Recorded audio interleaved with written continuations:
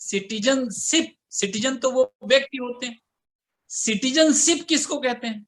तो सिटीजनशिप किसी राष्ट्र द्वारा कुछ व्यक्तियों को दिया गया एक स्टेटस, वो स्टेटस जो उन्हें उस देश का मूल निवासी बनाता है, ओरिजिन का रेजिडेंट बनाता है, और उसके होने से उस व्यक्ति को उस देश में, जिस राष्ट्र ने उसे सिटीजनशिप का स्टेटस दिया है, सबसे अधिक राइट्स मिलते हैं। मतलब सिटीजनशिप भी एक राइट्स ही है, जिसके मिलने के कारण और भी बहुत सारे राइट्स उस राष्ट्र में उसको मिलते हैं, दूसरे राष्ट्र में नहीं मिलेंगे, लेकिन जिस राष्ट्र का वो निवासी है वहां उसे बहुत सारे राइट्स मिलेंगे। और जब वो राइट्स मिलेंगे उसे, तो उसके आधार पर उस राष्ट्र में वो सबसे ज्यादा महत्वपूर्ण व्यक्ति हो जाए।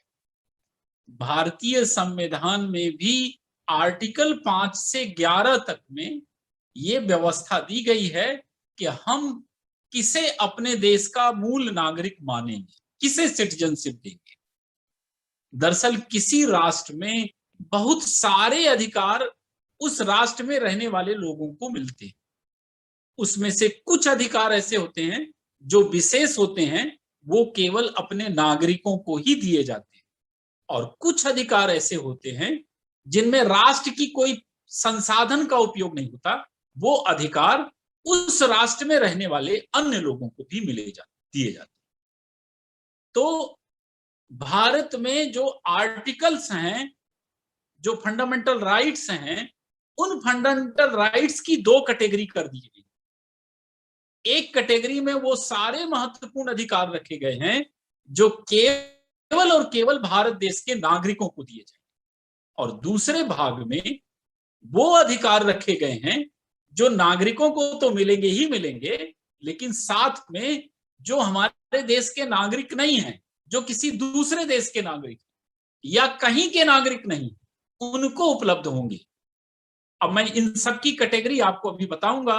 अभी तो केवल आप लिख लीजिएगा, यहां से क्वेश्चन बनेगा कि कौन कौन से आर्टिकल्स भारत नागरिकों को मिलेंगे और कौन कौन से मूल अधिकार सभी को मिलेंगे। तो लिखिएगा, नागरिकों को मिलने वाले मूल अधिकार, fundamental rights, fundamental rights, citizens को मिलने वाले फंडामेंटल राइट्स।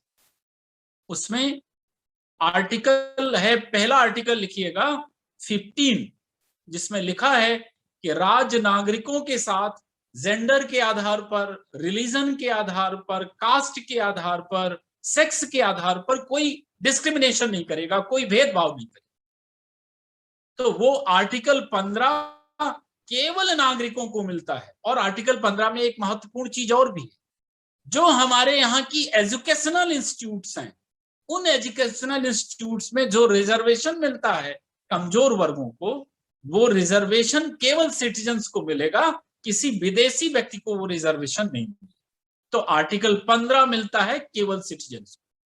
फिर आर्टिकल 16 में नौकरी मिलती है, सर्विसेज, पब्लिक एम्प्लॉयमेंट, वो भी हम केवल अपने नागरिकों को देते, सिटीजन्स को देते हैं, सबको नहीं देते।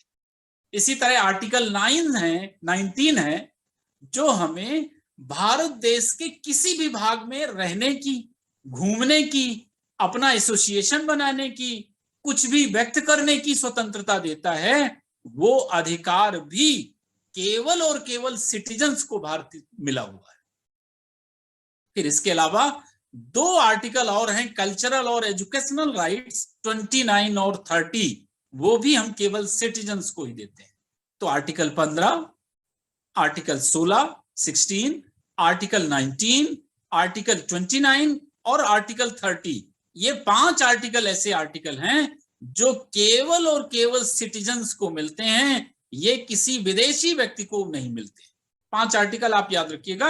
अभी जब फंडामेंटल राइट्स पढ़ेंगे तब भी वहां एक्सप्लेन करेंगे, यहां तो आप याद ही रखिए 15, 16, 19, 29, 30। इसके अलावा के fundamental rights article 14, article 20, article 21, article 25 to 28, article 22, 23, 24 ये सारे नागरिकों को भी मिलेंगे, व्यक्तियों को भी मिलेंगे। मतलब उन 5 आर्टिकल को छोड़कर बाकी के जितने आर्टिकल हैं वो नागरिकों को भी मिलेंगे और सिटीजन्स को भी मिलेंगे। तो अब ये नागरिकों के स्पेशल दर्जा का अधिकार है। अब हम पहले प्रोविजन पढ़ लेते हैं। प्रोविजन पढ़ने के बाद फिर हम आते हैं कि आखिर सिटीजनशिप को लेकर वर्तमान में इतने डिस्प्यूट्स क्यों चल रहे हैं। आर्टिकल भर नहीं पढ़ेंगे, आर्टिकल भर पढ़ने से समझ डेवलप नहीं होती, इसलिए आर्टिकल के साथ साथ डिस्प्यूट भी पढ़ना है हमको। तो आप लिखते जाएंगे आर्टिकल 5, पहला लिखें आर्टिकल 5 लिखिए। अब मैं आपको सारे आर्टिकल याद करा देता हूं। 4 तरह के लोगों को हमको नागरिकता देनी थी, 4 टाइप्स की। एक वो व्यक्ति जो जब भारत देश स्वतंत्र हुआ, स्वतंत्रता के बाद आप सबको मालूम है कि भारत देश का विभाजन हो गया था। अब विभाजन के समय एक भाग वो था जो भारत, जिसमें आज अभी काबिज है, जहां भारत का अभी भूभाग है, और भारत का ही एक भाग पाकिस्तान चला गया था। तो 3 आर्टिकल तो यहीं से रिलेटेड है, भारत और पाकिस्तान से। चौथा आर्टिकल रिलेटेड है कि भारत के वो लोग जो परतंत्रता के कारण, अंग्रेजों की प्रताड़ना के कारण या किसी अन्य कारण से विदेशों में रह रहे थे, वो भारत यदि आना चाहें तो उनके लिए भी सिटीजनशिप के प्रावधान किए गए थे। अब समझिएगा आर्टिकल 5 लिखिए। वो व्यक्ति जो भारत के ही थे, वो पर्सन जो इंडिया के ही थे, और दूसरी कंडीशन क्या थी, उसका जन्म भारत में हुआ हो, बर्थ उसका इंडिया का ही हो, या उसके फादर या मदर में से कोई एक भारत में ही हो, जन्मा रहा हो, भारत में ही उसका बर्थ हुआ हो, या तीसरी कंडीशन है कि वो संविधान लागू होने के 5 वर्ष पहले से भारत में रह रहा हो। पहली कंडीशन वो जब भारत स्वतंत्र हुआ उस समय वो अगर भारत में ही था, उसका जन्म भारत में था, उसके माता या पिता में से कोई एक भारत में थे, या वो 5 वर्ष पहले से भारत में रह रहा था, उसको भारत की सिटीजनशिप दी जानी थी। ये आर्टिकल 5 कहता है। तो 5 क्या कहता है, जो भारत का ही था, जो हिस्सा भारत में मिला था डिवाइड होने के बाद, भारत पाकिस्तान बनने के बाद, उसी हिस्से में रह रहा था और वो यहीं का जन्मा था, माता पिता में से कोई एक यहां जन्मा था, वो भारत का नागरिक हो जाएगा। आर्टिकल 6 कहता है कि जब भारत पाकिस्तान बटे तो भारत का ही एक हिस्सा पाकिस्तान में चला गया, भारत का ही एक हिस्सा पाकिस्तान में चला गया। अब पाकिस्तान में जो चला गया व्यक्ति वो था तो भारत का ही, वो चला पाकिस्तान में इसलिए गया कि जहां उसका घर था वो हिस्सा पाकिस्तान पहुंच गया था। अब अगर वो उस हिस्से से उठ के अगर वो भारत आना चाहता था तो उसे भी नागरिकता आर्टिकल 6 के तहत दी जानी थी। उसमें क्या करना था, 2 कैटेगरी थी, लिखिए। यदि पाकिस्तान का कोई व्यक्ति भारत आना चाहता हो, पाकिस्तान का कोई व्यक्ति भारत आना चाहता हो तो 2 कंडीशन थी नागरिक बनने की, सिटीजनशिप बनने की। 2 कंडीशन। पहला, यदि वह 19 जुलाई 1948 के पहले आया, 19 जुलाई 1948 के पहले भारत आ गया, 19 जुलाई 1948 के पहले इंडिया आ गया, उससे सिटीजनशिप दे देनी थी। दूसरा क्लास, यदि वह 19 जुलाई 1948 के बाद आया तो उसे सिटीजनशिप तो देनी थी, लेकिन 6 मंथ के बाद, 6 माह तक पहले भारत में रहेगा, फिर सिटीजनशिप मिलेगी। तो पाकिस्तान से जो 2 भारत आए उनकी 2 कैटेगरी बनाएंगे। एक जो 19 जुलाई 1948 के पहले आए उन्हें तुरंत दे देना था सिटीजनशिप। एक जो 19 जुलाई 1948 के बाद आए उन्हें 6 महीने बाद सिटीजनशिप दे देनी थी। दूसरी कैटेगरी हो गई। तीसरी कैटेगरी हो गई आर्टिकल 7 में दी हुई। आर्टिकल 7 में उस व्यक्ति का जिक्र है जो कंफ्यूज था। कंफ्यूज कैसे? वो पहले भारत में था, अब कुछ दिनों बाद उसे लगा कि यार मुस्लिम देश पाकिस्तान बना है, मुझे वहां जाना चाहिए, मेरे बहुत सारे लोग वहां चले गए हैं पाकिस्तान। तो वो कंफ्यूज होके पाकिस्तान चला गया। अब जब पाकिस्तान गया तो वहां उसे चिढ़ाने लगे पाकिस्तान में कि पहले तो बहुत कह रहे थे कि इंडिया में रहेंगे, अब कहीं चले आए, या उससे वहां प्रताड़ित कर रहे थे मुहाजिर कह के। वो व्यक्ति पाकिस्तान से फिर भारत लौटा, मतलब पहले भारत के भाग में था, फिर पाकिस्तान गया, अब फिर पाकिस्तान से भारत आना चाहता है। आर्टिकल 7 उसकी व्याख्या करता है। तो आर्टिकल 7 में कहा है कि अगर लिखिएगा 1 मार्च 1947 1 मार्च 1947 के बाद जो पाकिस्तान गया हो और अब वो फिर भारत आना चाहे तो सिटीजन बनने के लिए, नागरिक बनने के लिए उसे रजिस्ट्रेशन कराना पड़ेगा, रजिस्ट्रेशन का आवेदन देना पड़ेगा, एप्लीकेशन देनी होगी और फिर 6 माह बाद उसे सिटीजनशिप दे दी जाए। तो 7 में वो हो गया जो कंफ्यूज आदमी था। अब 8 में आ जाइए। ये 4 आर्टिकल में बताया गया है कि इनको नागरिकता देनी। तो आर्टिकल 8 कहता है कि वो व्यक्ति जो जब संविधान लागू हुआ उस समय विदेश में था, जैसे बहुत सारे सिख कनाडा में हैं, ऐसे और भी भारत के लोग विदेश में रह रहे थे। अब अगर उन्हें यह एहसास हुआ कि भारत देश स्वतंत्र हो गया है, अब अंग्रेज हमें प्रताड़ित नहीं करेंगे, हमारे अपने लोगों का शासन आ गया है, तो अब हमें भारत जाना चाहिए।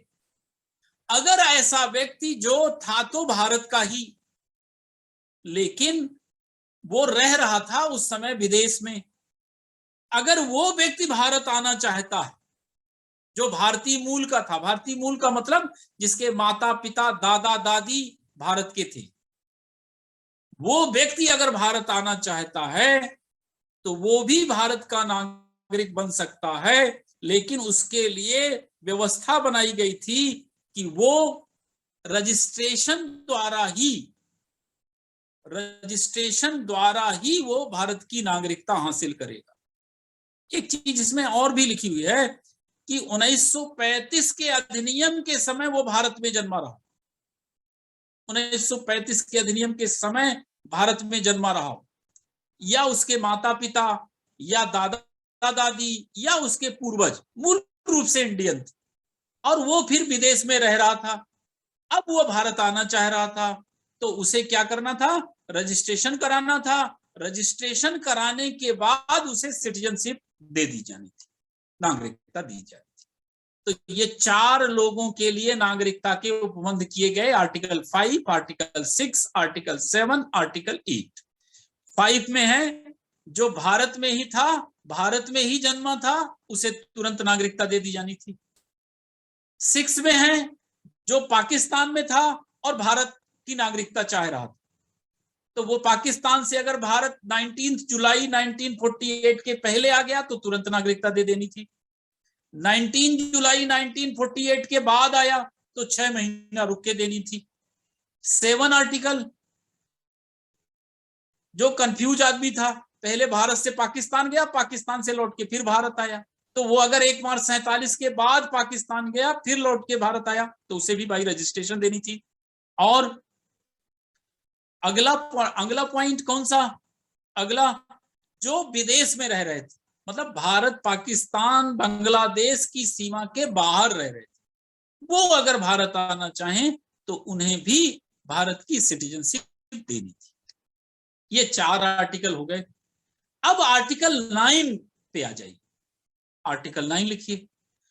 आर्टिकल 9 कहता है कि कोई व्यक्ति अगर भारत का नागरिक है और उसने स्वेच्छा से किसी अन्य देश की नागरिकता स्वीकार कर, तो फिर वो भारत का नागरिक नहीं है। इसीलिए कहा जाता है, अगर आपसे क्वेश्चन पूछा जाए प्रीलिम्स में कि सिंगल सिटीजनशिप, एकल नागरिकता भारत के किस संविधान के किस अनुच्छेद में, किस आर्टिकल में, तो आर्टिकल 9।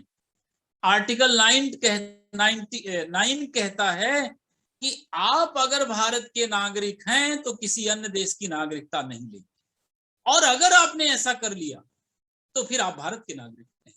मतलब हर हाल में आपको भारत का ही नागरिक रहना पड़ेगा। एक बात और, भारत के संविधान में अमेरिका के संविधान के विपरीत व्यवस्था है। अमेरिका के संविधान में एक ही व्यक्ति राष्ट्र का भी नागरिक होता है और राज्य का भी नागरिक होता है, संघ का भी सिटीजन होता है, यूनियन का भी सिटीजन होता है और स्टेट्स का भी सिटीजन होता है। जबकि भारत में, इंडिया में केवल राष्ट्र की सिटीजनशिप मिलती है, राज्य का निवासी हो सकता है, वो रेजिडेंट हो सकता है, वो राज्य का सिटीजन नहीं हो सकता। तो आर्टिकल 9 में सिंगल सिटीजनशिप की व्यवस्था है, एकल नागरिकता की व्यवस्था है। फिर आर्टिकल 10 आ जाए, 10 पे आ जाइए। अगर 10 का भाव पूछिए आप, तो उस समय बहुत सारे लोग डरे हुए थे कि हम भारत चले तो जाएं और बाद में हमारी नागरिकता छीन लेंगे, तब क्या करेंगे। तो 10 आर्टिकल गारंटी देता है कि अगर हमने एक बार आपको सिटीजनशिप दे दी, तो जब तक आप हमारे किसी कानून का बहुत ज्यादा उल्लंघन नहीं कर रहे हैं, तब तक हम आपकी नागरिकता छीनेंगे नहीं। मतलब सिटीजनशिप की गारंटी देने वाला जो आर्टिकल है वो आर्टिकल है 10, जो नागरिकों को गारंटी देता है कि एक बार आपको नागरिकता दे दी गई और अगर आप पूर्वगामी उपबंधों का पालन कर रहे हैं, प्री के जो प्रोविजंस हैं उनका पालन कर रहे हैं, तो आपकी सिटीजनशिप छीनी नहीं जाएगी, आपको हटाया नहीं जाएगा। इसीलिए जो सीएए बनने के बाद डरे हुए हैं कि हमारी नागरिकता छीन ली जाएगी, उन्हें बिल्कुल डरने की जरूरत नहीं है। आप अगर यहाँ के सिटीजन हैं तो आपकी नागरिकता छीनी नहीं जाएगी, बल्कि कुछ लोगों को और दी जाएगी, इसलिए डरने की जरूरत नहीं है। अभी मैं वहां आऊंगा। और संविधान विशेषज्ञ भविष्य में क्या होने वाला है इसे पढ़ना जानते थे, इसीलिए संविधान विशेषज्ञों ने आगे जो भी नागरिकता से संबंधित, सिटीजनशिप से संबंधित डिस्प्यूट पैदा होंगे, उन डिस्प्यूट्स को सॉल्व करने की जिम्मेदारी संसद के कंधे में डाल दी है। तो आर्टिकल 11 कहता है कि नागरिकता से संबंधित, सिटीजनशिप से संबंधित लॉ, कानून पार्लियामेंट बनाएगा। संसद से सिटीजनशिप से संबंधित कानून पार्लियामेंट बनाएगा, संसद बनाएगा, सिंपल सी बात कहता है।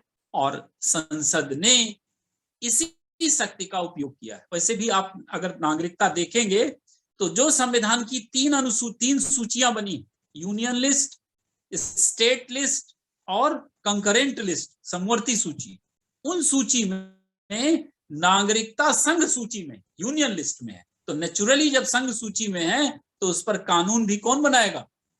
संसद बनाएगी, पार्लियामेंट बनाएगी। और पार्लियामेंट को यह अधिकार दिया गया है और इसीलिए पार्लियामेंट ने अपनी उस शक्ति का उपयोग करके 1955 में सिटीजनशिप एक्ट बनाया है। यहीं पे लिख दीजिएगा।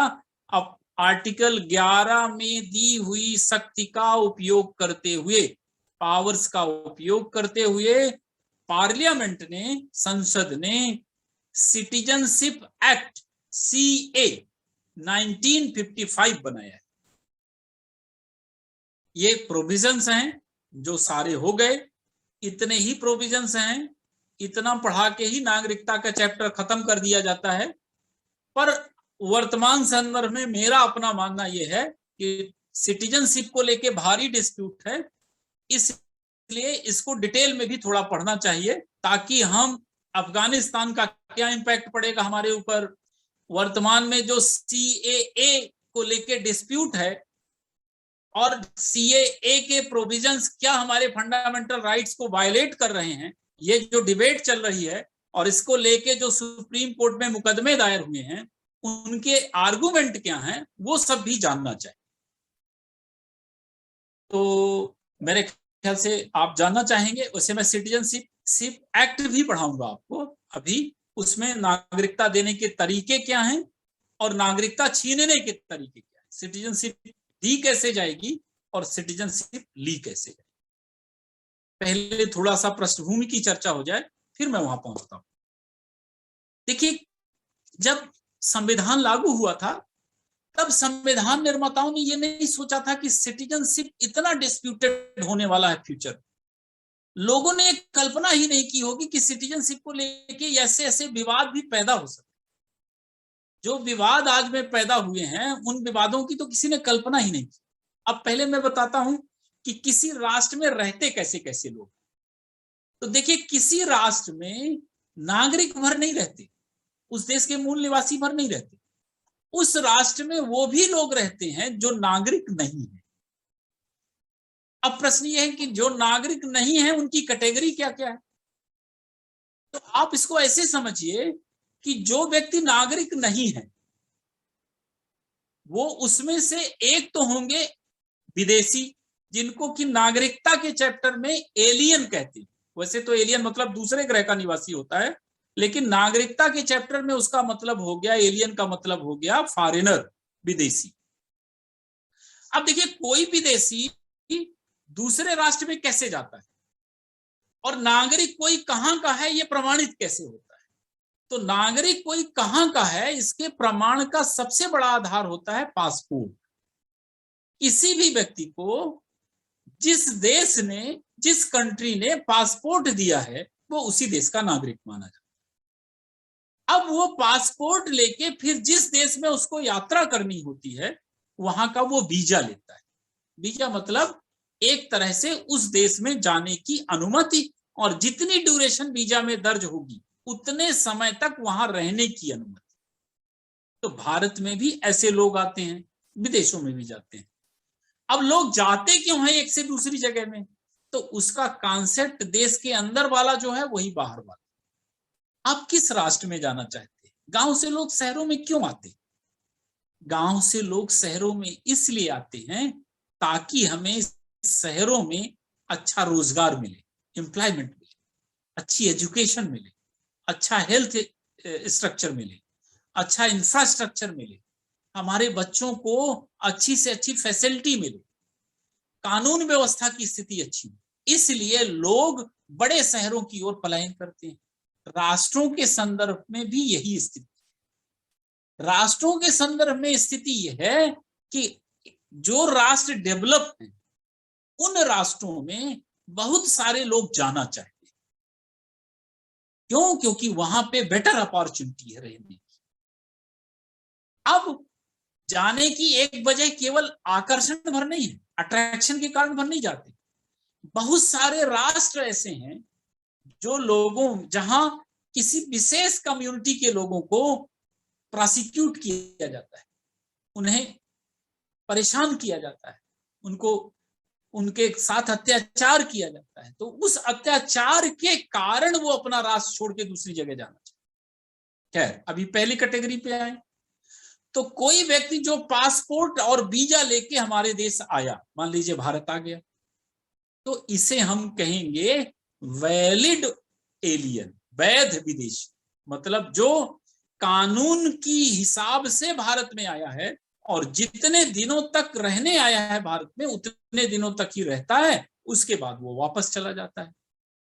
इससे कोई समस्या नहीं, किसी भी राष्ट्र को कोई समस्या नहीं। दूसरी कैटेगरी वो हो गई जो आया तो वैध तरीके से, मतलब पासपोर्ट और वीजा लेके ही आया, लेकिन उसकी जब ड्यूरेशन खत्म हो गई, मान लीजिए वो 1 साल के लिए भारत आया, 1 साल तक वो रहा, 1 साल में उसका कहीं काम धंधा जम गया, लेकिन अब वीजा नहीं बढ़ा उसका, तो उसे लगने लगा कि मैं अब यहीं क्यों ना रह जाऊं।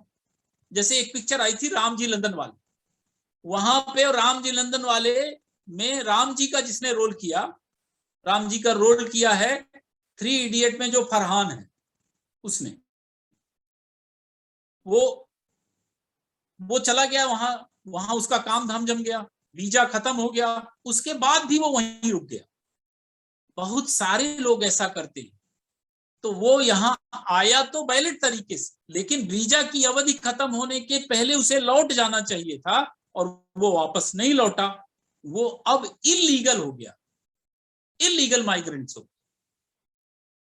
तीसरा वो व्यक्ति है जो आया ही अवैध तरीके से, मतलब ना तो उसके पास कोई रिकॉर्ड नहीं था, उसको यहाँ आने की परमिशन भी नहीं है, अब इनवैलिड तरीके से आ गया।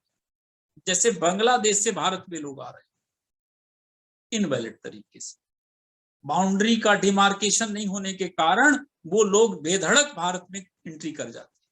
क्यों? क्योंकि भारत की सुविधाएं बांग्लादेश और पाकिस्तान से बहुत अच्छी, तो वो लोग आ गए अवैध तरीके से।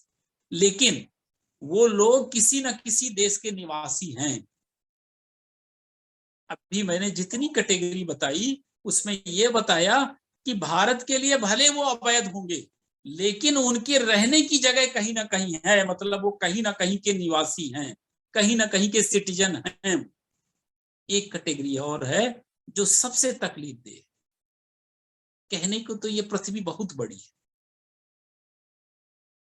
और इतना बड़ा भूभाग है कि क्या कहने, लेकिन अभी भी कुछ लोग ऐसे हैं जिन्हें किसी राष्ट्र में रहने की जगह नहीं मिलती। क्यों? क्योंकि वो किसी राज्य के नागरिक, उन्हें कहते हैं स्टेटलेस सोसाइटी, राज्य विहीन समाज के व्यक्ति, और उनको कोई भी देश अपना नहीं मान रहा। ये ऐसी स्थिति हो गई कि जैसे हमारे आपके बीच में ऐसा हो, कोई व्यक्ति ऐसा हो जो जिसको कोई भी देश अपना नहीं मान रहा, कोई परिवार नहीं कह रहा कि ये मेरा बेटा, कोई परिवार उसको रहने को तैयार नहीं। वैसे विभिन्न राष्ट्रों के संदर्भ में स्थिति है कि बहुत सारे ऐसे लोग हैं जिन्हें कोई भी रखने को तैयार नहीं। यही लोग कहलाते हैं राज्य विहीन समाज के लोग, और यही लोग बाद में प्रार्थना करते हैं भारत से कि हमें शरणार्थी का दर्जा दे दिया जाए, रेफ्यूजी का दर्जा दे दिया जाए। एक आपने जेपी दत्ता साहब की पिक्चर देखी होगी रेफ्यूजी, जिसका एक गाना है, पंछी नदियां और पवन के झोंके, कोई सरहद इन्हें न रोके। पर वो सरहद पंछी नदियां और पवन के लिए तो नहीं, पर इंसानों के लिए है सरहद। इंसान जहां चाहे वहां नहीं रह सकता। क्यों? क्योंकि इंसान ने अपनी विश्वसनीयता खो दी। बहुत सारे लोग राष्ट्र ऐसे हैं जिन्होंने ऐसे राज्य विहीन समाजों के नागरिकों के ऊपर दया करके और उन्हें अपने राष्ट्रों में शरण दी। जर्मनी, अमेरिका, यूरोप, जर्मनी में ने तो सीरिया के बहुत सारे लोगों को अपने यहां शरणार्थी का दर्जा दिया, इवन सिटीजनशिप बहुत सारे लोगों को दी। लेकिन बाद में उन्हीं शरणार्थियों ने जर्मनी के यहाँ इतना क्राइम फैलाया कि उसे अपने निर्णय को सोचने के लिए बाध्य होना पड़ा। वर्तमान में ये शरणार्थी की जो समस्या है, रेफ्यूजीज को जो समस्या है, वो अफगानिस्तान के कारण बड़ी तेजी से बढ़ रही है। अफगानिस्तान के कारण वो अफगानिस्तान से वो प्रताड़ित हो रहे हैं, महिलाएं प्रताड़ित हो रही हैं, बच्चे प्रताड़ित हो रहे हैं, पुरुष प्रताड़ित हो रहे हैं, सब अपनी जान बचा बचाकर किसी न किसी राष्ट्र में इंटर कर रहे हैं अवैध तरीके से। अब उन सब को अलग अलग राष्ट्र में शरणार्थी का दर्जा चाहिए। शरणार्थी का दर्जा के लिए एक संयुक्त राष्ट्र हाई कमीशन बना हुआ है फॉर रेफ्यूजीज, संयुक्त राष्ट्र United nation high commission for refugees, संयुक्त राष्ट्र शरणार्थी उच्चायुक्त, उसके वो एक ट्रीटी हुई थी, उसके तहत उसका गठन हुआ है। उसके अपने प्रोविजन है, अगर आप शरणार्थी का दर्जा देते हैं तो फिर उतनी सुविधाएं आपको उन्हें देनी पड़ेगी। तो एक व्यक्ति को, तो मतलब किसी राष्ट्र में नागरिक रहते हैं, वैलिड वाले विदेशी रहते हैं, वैलिड विदेशी नहीं है पर किसी न किसी देश के नागरिक हैं, भले आपके यहाँ वैध तरीके से रह रहे हैं पर किसी न किसी राष्ट्र के वो नागरिक हैं, वो रहते हैं। और चौथी टाइप की वो लोग हो गए जो आज की डेट में किसी भी राष्ट्र के नागरिक नहीं, और इनकी संख्या पूरे विश्व के संदर्भ में अगर कही जाए तो 10 करोड़ से ज्यादा है। भारत में भी यही मूल समस्या है, और भारत इनसे कैसे निपटे और कैसे इनका समाधान करे। देखिए, वैसे तो ये लगता है कि हम इंसान हैं और इंसान के नाते ऐसे लोगों को हमें शरण देनी चाहिए और उनके साथ दया भाव रखनी चाहिए, लेकिन ये केवल रखने का विषय नहीं।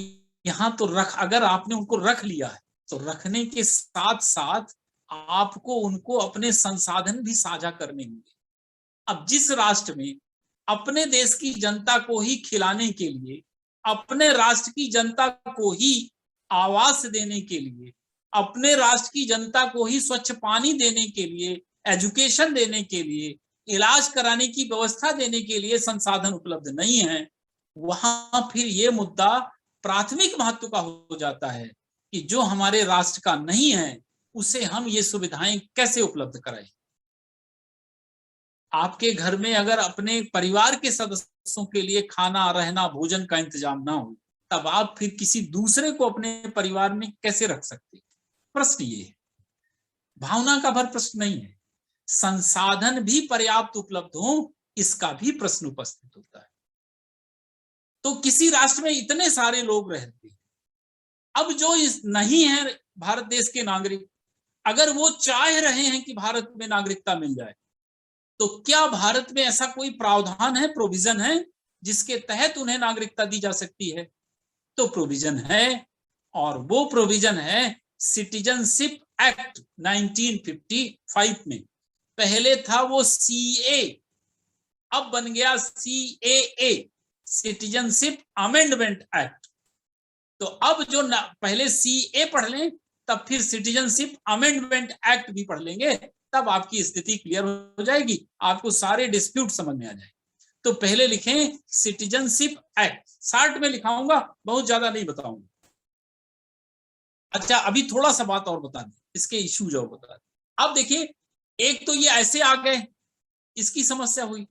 दूसरी समस्या जो अब आ रही है टेक्नोलॉजिकल बेस, जिसको कभी किसी ने सोचा ही नहीं। मान लीजिए आज की डेट में आपने एक चीज पढ़ी होगी, सोरोगेट मदर का कॉन्सेप्ट, मतलब किराए की कोख ले ली जाती, बच्चा किसी और का और कोख से किसी और के पैदा होगा। ये नई टेक्नोलॉजी आ गई। अब मान लीजिए कि दो पति पत्नी भारत के हैं, जैसे अभी शाहरुख खान ने किया, तो पति पत्नी दोनों, गौरी खान और शाहरुख खान ने अपना बीज दिया। अब वो माँ किराए की कोख मान लीजिए उन्होंने ले ली बांग्लादेश की या पाकिस्तान की, और माँ वहां रह रही है, बच्चा वहां पैदा हुआ, अब उसे कहाँ की नागरिकता मिलनी चाहिए? दूसरा विवाद, मान लीजिए कि कोई महिला एरोप्लेन से यात्रा कर रही है, अब वो एरोप्लेन से यात्रा करते करते बच्चा पैदा हो गया, और जब पैदा हुआ तो वो भारत की सीमा क्षेत्र में था वो हेलीकॉप्टर, और वो हेलीकॉप्टर है अमेरिका का, तो अब उड़ रहा है, धरती पे नहीं है, आसमान में, उसे कहां का नागरिक माना जाए? तीसरा इशू ये है कि सोरोगेट मदर का मैंने कॉन्सेप्ट बता ही दिया।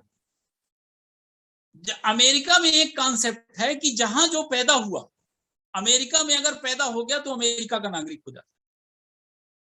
तो अमेरिका, भारत के बहुत सारे लोग अमेरिका जाते हैं और वहीं शादी कर लेते हैं, लड़के लड़कियां, और फिर जब वहां बच्चा पैदा हुआ तो अमेरिका का कानून ही है कि उनको नागरिकता देना है।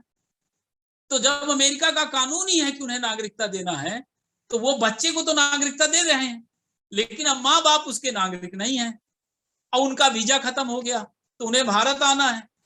तो अब वो अमेरिका वाला कहे, अमेरिका के कानून में यह है कि अब बच्चे की परवरिश के लिए माँ बाप को भी वहीं रखा जाए, तो फिर माँ बाप का भी काम बन जाता है इसी बहाने। तो ये डिस्प्यूट हैं, ये विवाद हैं, जिनको लेकर पहले कल्पना ही नहीं की गई होगी, अब ये कल्पना आई है और अब ये विवाद आए हैं। उन्हीं में एक विवाद भारत में भी आ गया है, CAA 2019 के फॉर्म में। उसको लेके क्या डिस्प्यूट है, पहले बेसिक वाला CA पढ़ें, तब 2019 वाला CA पढ़ेंगे। तो पहले लिखें नागरिकता अधिनियम 1955 इसमें नागरिकता देने के 5 तरीके हैं, शॉर्ट में लिखिए। तो लिखें सिटीजनशिप एक्ट 1955, नागरिकता देने के तरीके, 5 तरीके। पहला, बाई बर्थ, जन्म से, बाई बर्थ।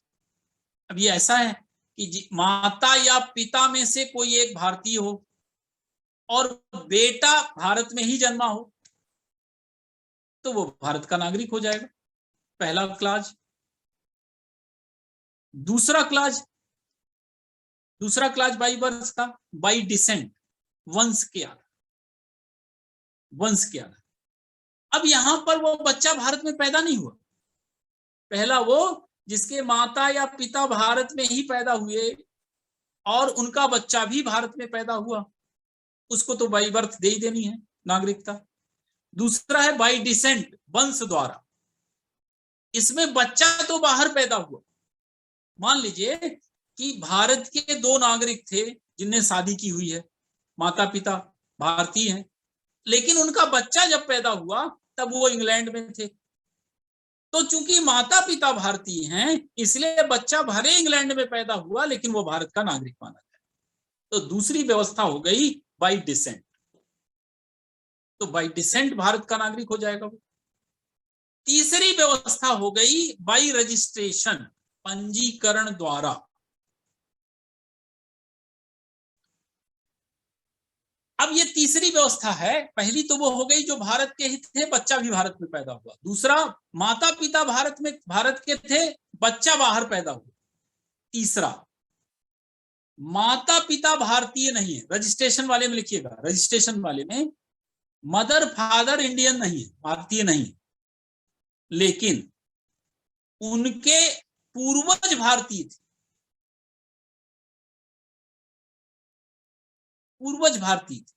मतलब भारतीय मूल के व्यक्तियों की जो आगामी पीढ़ी, इंडियन ओरिजिन के जो व्यक्ति हैं उनके भविष्य की संतानें भारतीय हैं, एक कैटेगरी। दूसरी कैटेगरी, लड़का या लड़की भारतीय हो और वो किसी विदेशी से शादी कर ले, जैसे सोनिया गांधी जी का केस। राजीव गांधी जी भारतीय थे, सोनिया गांधी जी यूरोप की थी, उन्हें रजिस्ट्रेशन से ही नागरिकता मिली। दूसरा केस, लड़की भारत की हो, लड़का विदेश का हो, जैसे सानिया मिर्जा का केस। तो ऐसे लोगों को नागरिकता जो मिलेगी वो बाई रजिस्ट्रेशन मिलेगी। रजिस्ट्रेशन के लिए आवेदन देना होगा और आवेदन देने के लिए 8 वर्ष में से 6 वर्ष वो भारत में रहा। आप प्रोविजन नहीं लिखना चाहें तो नहीं लिखिए, पर आप जाने रहिए कि इससे भी मिलती है। अभी जब राष्ट्रपति पढ़ाऊंगा तब भी इसका उपयोग होगा वहां।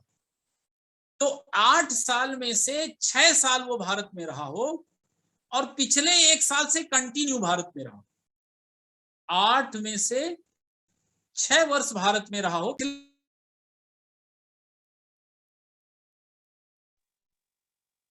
8 में से 6 साल भारत में रहा हो और पिछले 1 साल, उस 6 साल में से 1 साल कंटिन्यू भारत में रहा हो, तो वो रजिस्ट्रेशन से सिटीजनशिप उसको मिल जाए।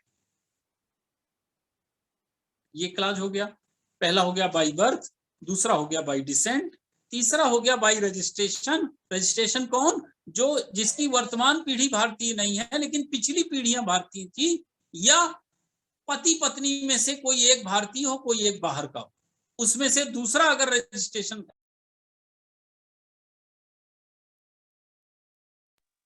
ये बार बार म्यूट क्यों कर रहे हैं भाई?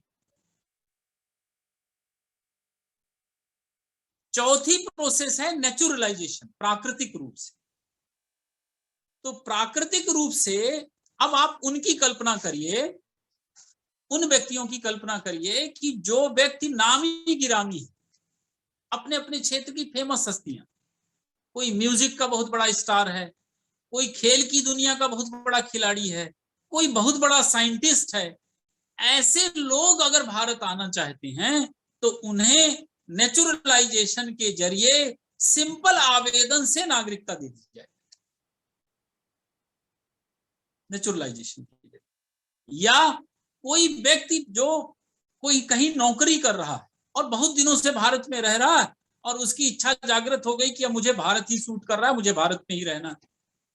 ऐसा व्यक्ति यदि आवेदन दे और अगर वो पिछले 11 सालों में 8 साल भारत में रहा हो तो उसे भी नागरिकता मिल जाएगी, ठीक, नेचुरलाइजेशन के जरिए।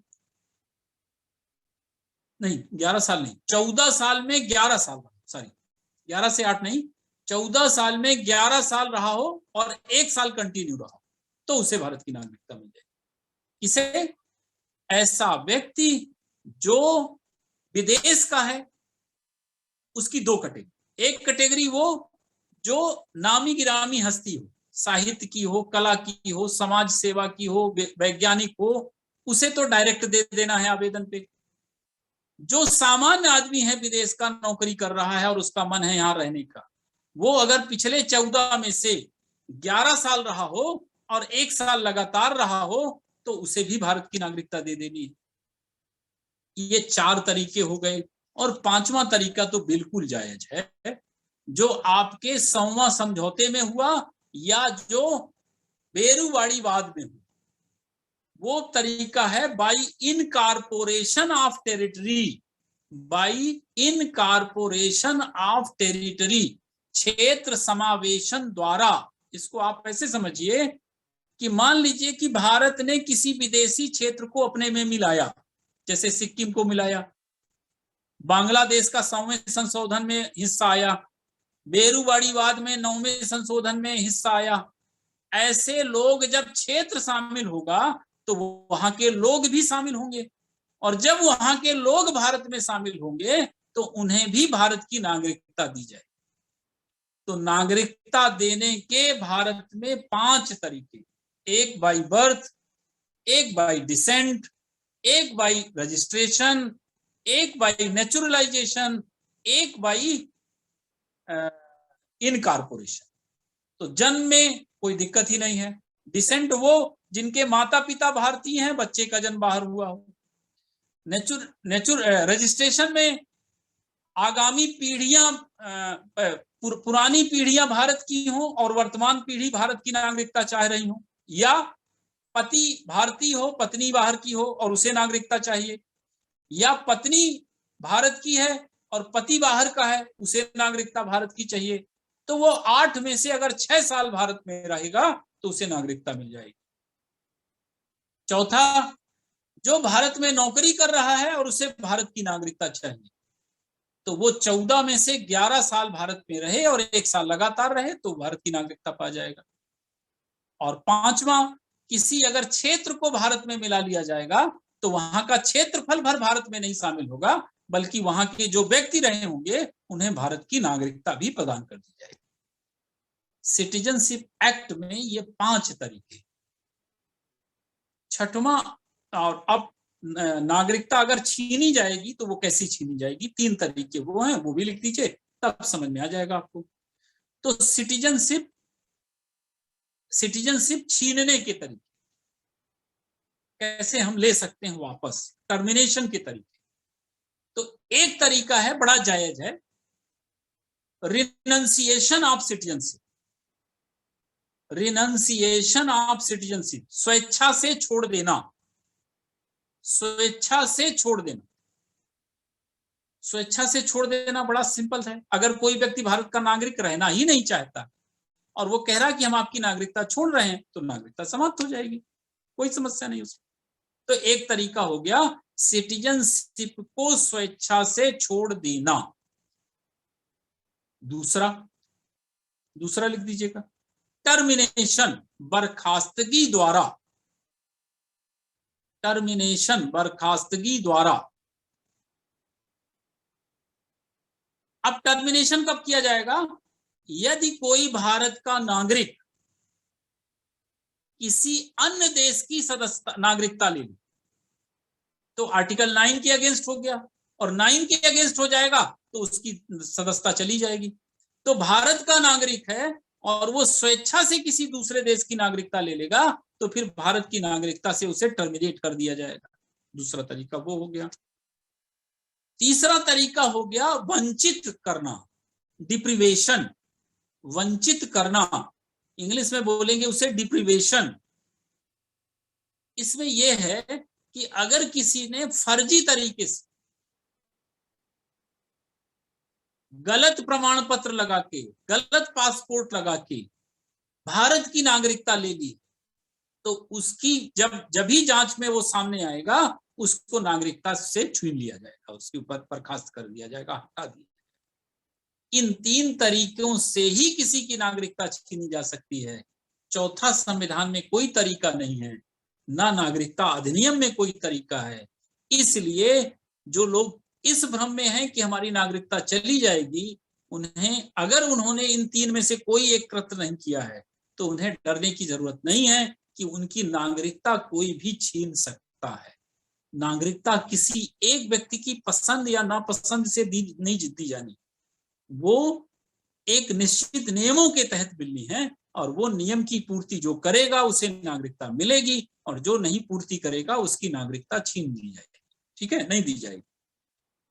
अब ये नागरिकता अधिनियम बन गया 55 में।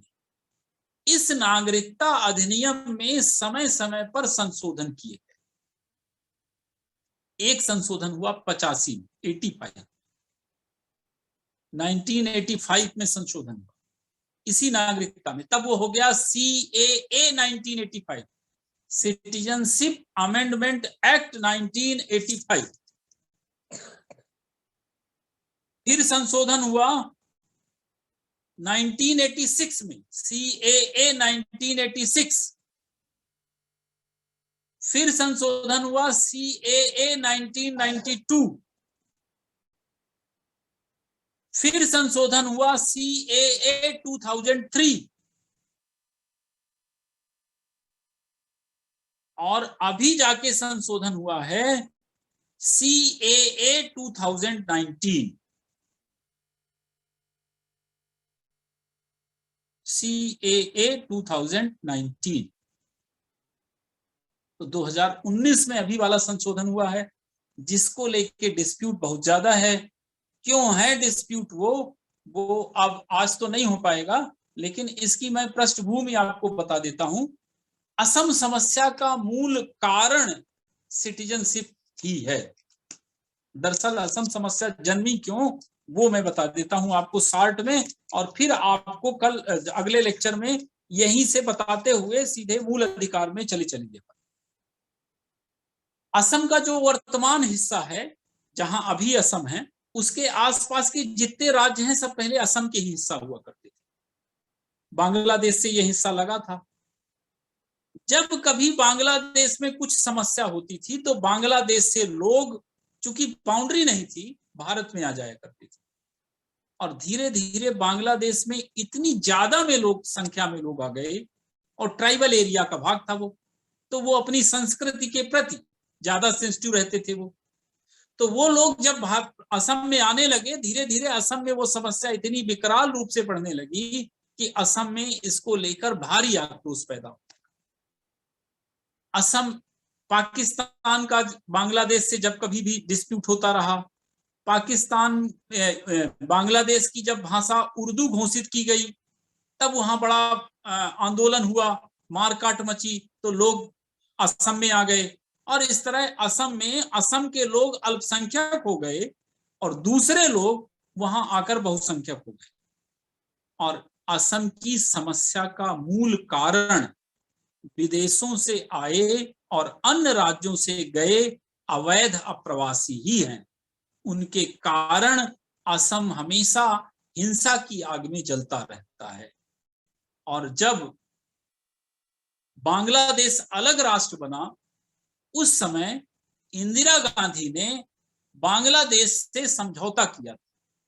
उस समझौते के तहत ऐसे लोग जो 25 मार्च 1971 के बाद भारत में आए, उन्हें वापस भेज देने का समझौता हो गया था।